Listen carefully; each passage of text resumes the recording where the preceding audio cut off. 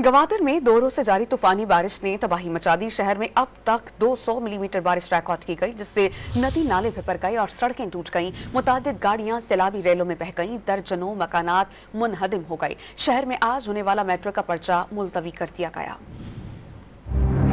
गवादर में 2 रोज से जारी तूफानी बारिशों के बाइस ताहद निगाह पानी ही पानी नजर आ रहा है। नदी नालों में तुग़यानी से मुख्तलिफ मकामात पर गाड़ियां बह गईं।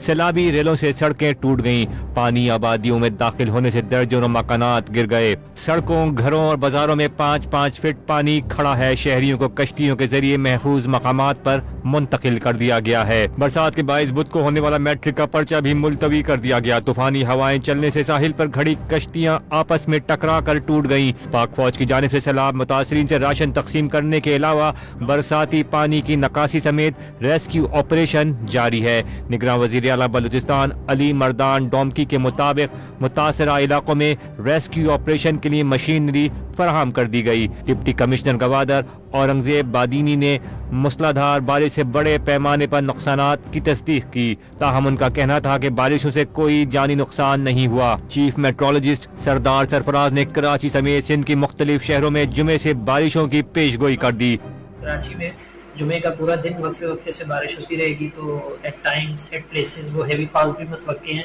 और ये 1 मार्च की रात गए या 2 मार्च की सुबह तक ये सिलसिला चलेगा।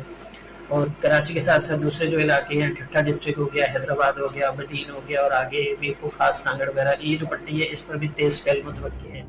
सरदार सरफराज ने बताया कि इस मौसम में इतनी बारिश पहले कभी नहीं हुई।